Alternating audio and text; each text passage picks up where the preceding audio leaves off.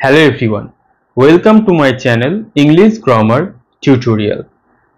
আজকে আমরা important rules of এররের পার্ট 5 এর ক্লাসে চলে এসেছি। এর আগে আমরা পার্ট 4 পর্যন্ত করে নিয়েছিলাম। 20টা মোস্ট ইম্পর্টেন্ট এরর কারেকশনের রুলস সেগুলো আমরা দেখে নিয়েছি।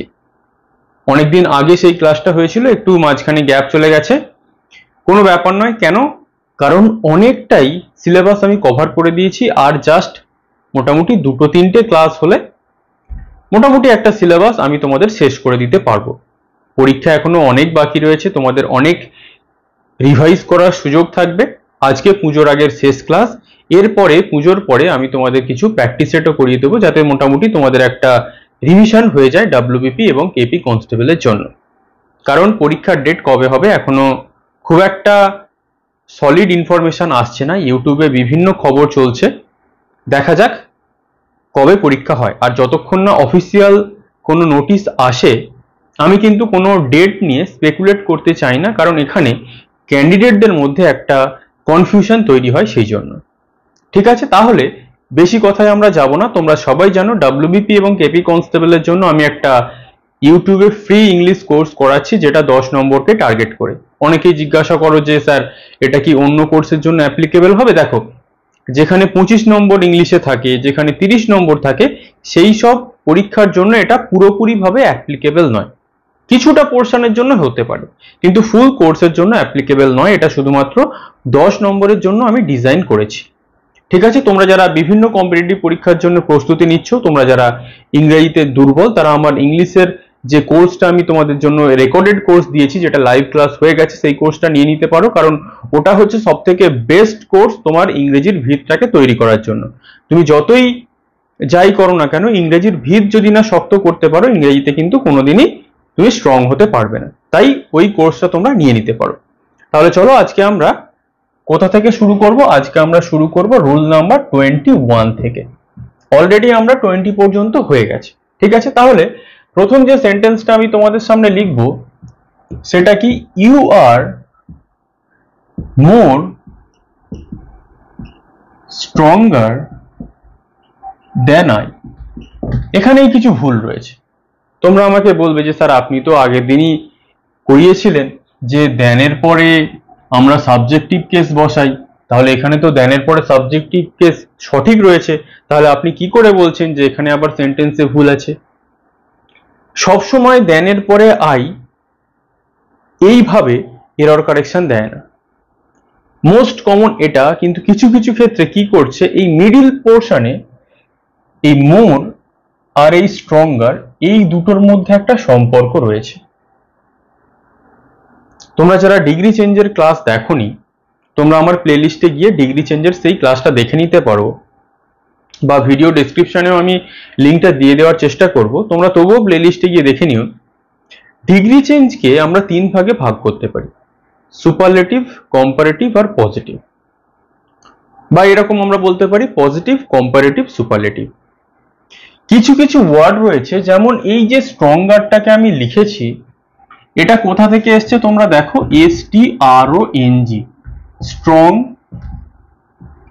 স্ট্রঙ্গার, আর একটা আমরা যদি বলতে পারি স্ট্রংগেস্ট। তাহলে এইটা হচ্ছে আমাদের পজিটিভ ডিগ্রি, এইটা হচ্ছে আমাদের কম্পারেটিভ, আর এটা হচ্ছে আমাদের সুপারলেটিভ ডিগ্রি। তাহলে এই ওয়ার্ডটা ER আর EST যোগ করে কি করেছে? কম্পারেটিভ আর সুপারলেটিভ ওয়ার্ড তৈরি করতে সক্ষম হয়েছে। তাহলে যে সমস্ত ওয়ার্ড ER আর EST যোগ করে কম্পারেটিভ এবং সুপারলেটিভ ডিগ্রির ওয়ার্ড তৈরি করতে পারে, তার আগে আমরা মোর বা মোস্ট কখনো বসাই না। অনেক সময় তোমার পরীক্ষা থাকতে পারে মোস্ট স্ট্রংগেস্ট, তার মানে কি মোস্ট আমরা কেন বসালাম না? কারণ এই স্ট্রংকে আমরা স্ট্রঙ্গার, স্ট্রংগেস্ট দুটোই ডিগ্রিতে ওয়ার্ডটাকে পরিবর্তন করতে পারি। এরপর তোমাদের প্রশ্ন আসবে, তাহলে মোরটাকে আমরা কি কম্পারেটিভে ব্যবহার করতে পারি না, বা মোস্টকে আমরা সুপারলেটিভে ব্যবহার করতে পারি না? অবশ্যই পারি। তাই জন্যই বলছি ক্লাসটা দেখতে ডিগ্রি চেঞ্জের, কারণ এই মোর আর মোস্টের যে আলাদা কনসেপ্ট আছে, সেটা যদি আমি এখানে বোঝাতে চাই তাহলে আমার অনেকটাই লেন্থ হয়ে যাবে। আমি হালকা করে একটু বুঝিয়ে দিচ্ছি, এটা সিলেবেলের উপরে নির্ভর করে। যেমন একটা ওয়ার্ড আমি তোমাদের সামনে এখানে লেখার চেষ্টা করছি, এখানেই লিখি। বিউটিফুল বা অনেক সময় আমরা দেখতে পারি ইন্টেলিজেন্ট, এইসব ওয়ার্ডের সিলেবেলের সংখ্যা একটু বেশি হয়। বিস্তারিত তোমরা একটু ডিগ্রি চেঞ্জের ক্লাসটা আমার দেখে নিও। তাহলে এই ওয়ার্ডটাকে আমরা ইআর, বিউটিফুলকে বিউটিফুলার বা বিউটিফুলেস্ট এইভাবে কম্পারেটিভ আর সুপারলেটিভ করতে পারবো না। ওর সাথে কম্পারেটিভ করতে গেলে আমাকে মোর বিউটিফুল করতে হবে, এবং সুপারলেটিভ করতে গেলে আমাকে কি করতে হবে, মোস্ট বিউটিফুল করতে হবে। তাহলে এই যে সিলেবেলের যে নিয়মটা রয়েছে, তোমরা কিন্তু ডিগ্রি চেঞ্জের ভিডিওটা দেখে একটু বুঝে নিও, ঠিক আছে? কারণ নাহলে অনেকটাই আমাদের প্রবলেম হয়ে যাবে। তাহলে এখানে আমাদের ভুল কোথায় রয়েছে, এই মোরেতে ভুল আছে, কারণ এই স্ট্রঙ্গার যেহেতু নিজে থেকে কম্পারেটিভ ওয়ার্ড তৈরি করতে সক্ষম, তার আগে আমাদের মোর বসানোর আর কোনো প্রয়োজন নেই, সেটা আমাদের ভুল ইউজ। ক্লিয়ার? নেক্সট 22 কি বলছে, he is the eldest of the two sons. Most important একটা কনসেপ্ট, এটাকে একটু দাগ দিয়ে ভালো করে বুঝে নিও। এই যে এল্ডেস্ট কোথা থেকে এসছে, আগে ওয়ার্ডটা আমাদের জানতে হবে। এল্ডার থেকে এসছে, বা মেইন যে ওয়ার্ড সেটা হচ্ছে এল্ডার, এল্ডেস্ট। আমরা যদি এটাকে নাও ধরি, আমরা এল্ডারকে ধরবো কম্পারেটিভ আর এল্ডেস্টকে ধরবো সুপারলেটিভ, ঠিক আছে? ধরলাম।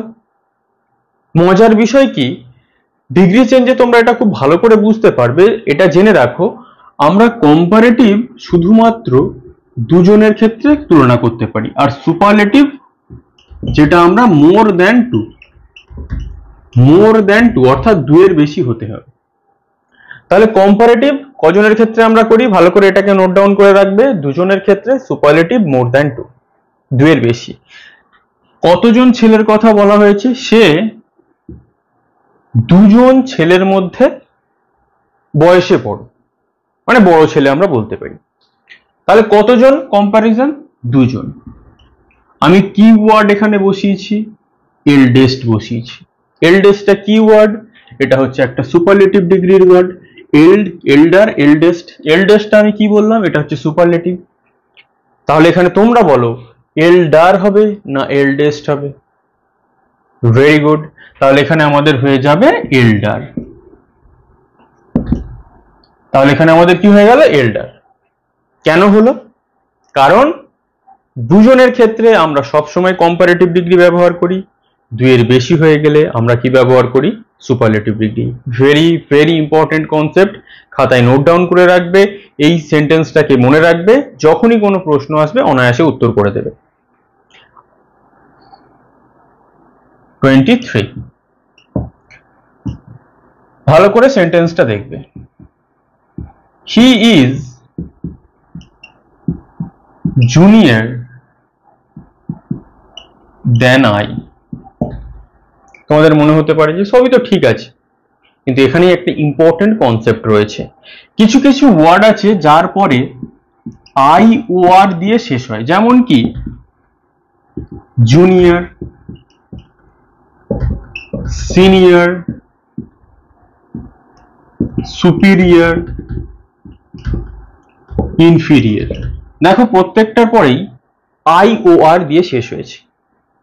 এখানে একটা হেভি দারুণ কনসেপ্ট রয়েছে। কিরকম কনসেপ্ট, এগুলোর পর সব সময় টু বসবে কম্পারিজনের ক্ষেত্রে, এবং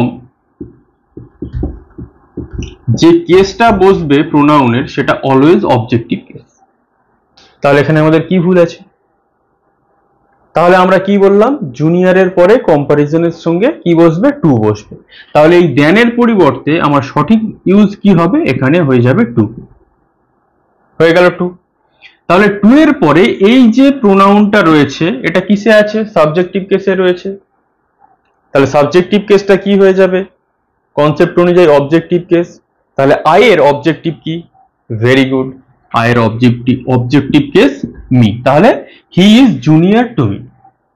যদি সিনিয়র থাকে he is senior to me, যদি সুপিরিয়র থাকে he is superior to me, যদি ইনফিরিয়র থাকে he is inferior to me. Clear concept? Next 24 24 কি বলছে, I can't walk further. FARTHER নাকি FURTHER? এটা নিয়ে আমাদের অনেক সমস্যার সম্মুখীন হতে হয়। আই কান্ট ওয়াক ফার্দার, তার মানে কি, এই ফার্দার মানে হচ্ছে একটা ডিস্টেন্স, দূরত্ব, যে আমি আর দূরে হেঁটে যেতে পারছি না, আমি হেঁটে হেঁটে কি হয়ে গেছি, মেবি আই এম টায়ার্ড, আমি ক্লান্ত হয়ে গেছি, যে আমি আর হাঁটতে পারছি না। তাহলে এই ফার্দার FARTHER আর FURTHER দুটোর মধ্যে একটা ডিফারেন্স রয়েছে। কি ডিফারেন্স রয়েছে? এই FARTHER এটা হচ্ছে একটা ফিজিক্যাল দূরত্ব, অর্থাৎ কি, যেটা আমাদের হেঁটে যেতে হচ্ছে, গাড়িতে যেতে হচ্ছে, মানে যেটা, যে ডিস্টেন্সটা আমরা কোনো না কোনো ভাবে ফিজিক্যালি কভার করতে পারবো।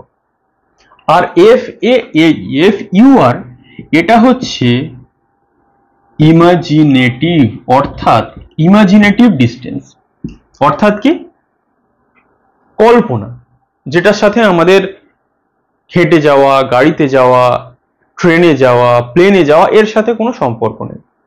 ক্লিয়ার? তাহলে এই যে হাঁটাটা, এটা আমাদের কি distance? Physical distance.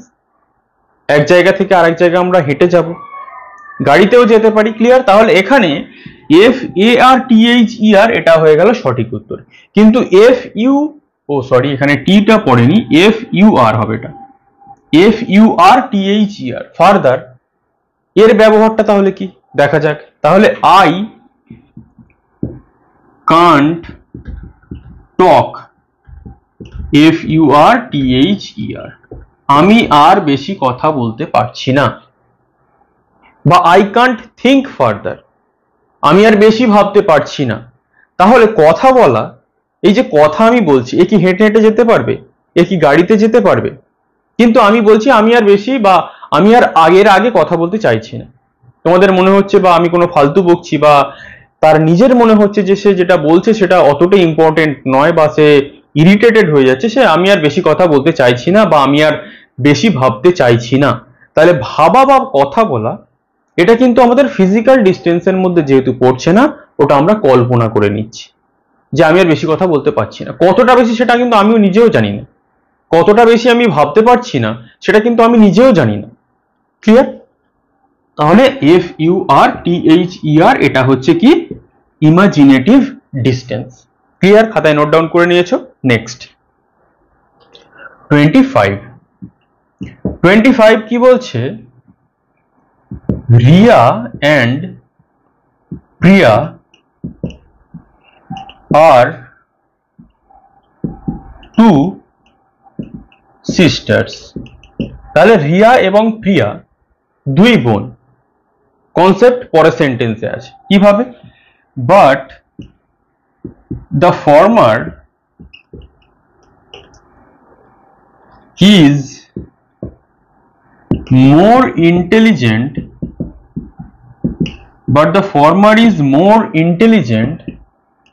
than the latter।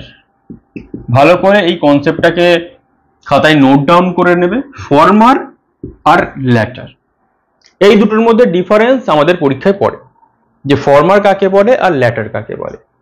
তাহলে ফরমার মানে কি, যদি আমি দুজনের কথা বলি, প্রথম জন হবে ফরমার, তার পরের জন হবে ল্যাটার, পরবর্তী। তাহলে এখানে ফরমারটাকে, ফরমার হচ্ছে আমাদের রিয়া, FORMER, আর ল্যাটার কে হয়ে যাবে প্রিয়া, LATTER। তাহলে but the former is more intelligent, প্রথম জন দ্বিতীয় জনের থেকে বা পরের জনের থেকে বেশি বুদ্ধিমান। তাহলে এই যে ফরমারটা হচ্ছে বেশি ইন্টেলিজেন্ট, তাহলে এই ফরমারটা আমাদের কে হয়ে গেল, রিয়া। তাহলে রিয়া প্রিয়ার থেকে বেশি ইন্টেলিজেন্ট, এটা আমরা সলভ করে নিলাম। তাহলে পরীক্ষায় প্রশ্ন কি আসবে, এই যে এখানে লেটার থাকতে পারে, বা এই যে লেটার আর ফরমাটটা একটু গন্ডগোল থাকতে পারে, ঘুরিয়ে ফিরিয়ে থাকতে পারে। তোমাদের কি মনে রাখতে হবে, যে what is format and what is latter and the difference between them, এদের মধ্যে কি পার্থক্য রয়েছে। এইটাই হচ্ছে মেন কনসেপ্ট। তোমরা একবার এটাকে স্ক্রিনশট নিয়ে নাও, তাহলে আশা করছি আমরা আজকে যে কনসেপ্ট গুলো করলাম আমরা মোটামুটি 25 মোস্ট ইম্পর্টেন্ট করলাম। এখানে এর মধ্যে সব থেকে বেশি যেটা ইম্পর্টেন্ট সেটা হচ্ছে 22, কিন্তু প্রত্যেকটাই ইম্পর্টেন্ট। এখানে আরো একটা আমি এক্সাম্পল দিয়ে দিই। This is the worst of the two। কোথা থেকে এসছে? অর্সটা ব্যাড, অর্স আর অর্স্ট। তাহলে positive bad, comparative worse, superlative worst. তাহলে এখানে কজনের মধ্যে আমরা তুলনা করেছি? দুজনের মধ্যে তুলনা করেছি। তাহলে এখানে কোনটা হবে? Very good, this is the worse. তার মানে কম্পারেটিভ ডিগ্রি, যে নিয়মটা আমরা একটু আগে করেছিলাম যে দুজনের সঙ্গে যখনই কোনো কম্প্যারিজন হবে সেই কম্প্যারিজনটা কিসে হবে? অলওয়েজ কম্পারেটিভ ডিগ্রিতে হবে, কখনোই সুপারলেটিভ ডিগ্রিতে হবে না। কনসেপ্টটা কিন্তু ভেরি ইম্পর্টেন্ট। বিভিন্ন পরীক্ষায় এইরকম সেন্টেন্স থাকে, শুধু এই ওয়ার্ডের ডিফারেন্স থাকতে পারে, এলডেস থাকতে পারে, যে কোনো সুপারলেটিভ ওয়ার্ড থাকতে পারে, কিন্তু সেখানে তুলনা কজনের সাথে হবে? দুজনের সাথে হবে। বা অনেক সময় দুটো ব্যক্তির নাম লিখে দিয়েও তুলনা হতে পারে, সেখানেও সুপারলেটিভ করে দিতে পারে, কিন্তু তোমাদের বুঝে নিতে হবে যেহেতু দুজনের মধ্যে কম্প্যারিজন হয়েছে সেটা কি হয়ে যাবে? সেটা হয়ে যাবে কম্পারেটিভ। ক্লিয়ার? তাহলে আশা করছি সমস্ত কনসেপ্ট তোমরা বুঝতে পেরেছো। যদি কোনো সমস্যা থাকে সেটা আমাকে কমেন্ট ডাউন করতে পারো। এর পরবর্তী ক্লাস আমাদের পুজোর পরে হবে এবং তারপরে আমি কিছু প্র্যাকটিস সেটের ক্লাস তোমাদের করিয়ে দেবো, যাতে তোমাদের মোটামুটি একটা প্রিপারেশন খুব সঠিকভাবে হয়ে যায়। তাহলে ক্লাসটা কেমন লাগছে বা এই কোর্সটা যে আমরা একদম শেষের দিকে চলে এলাম, তোমাদের কমেন্ট অবশ্যই করবে যে কেমন তোমাদের উপলব্ধি হলো এই কোর্সটা করে, বা কেমন তোমরা সহজে জিনিসগুলোকে বুঝতে পারলে, বিশেষ করে গ্রামাটিক্যাল কনসেপ্টগুলোকে, যে এরর কারেকশনের রুলসগুলো আমরা শিখছি। কারণ ভোক্যাব পার্ট ওটা মুখস্থ করতে হবে, ওটা তেমন কিছু বলার বিষয় নেই। গ্রামাটিক্যাল পার্ট বুঝতে পারাটা মোস্ট ইম্পর্টেন্ট। ক্লিয়ার? তাহলে আজ এই পর্যন্তই। এরপরে আমাদের পুজোর পরে দেখা হবে। Thank you for watching.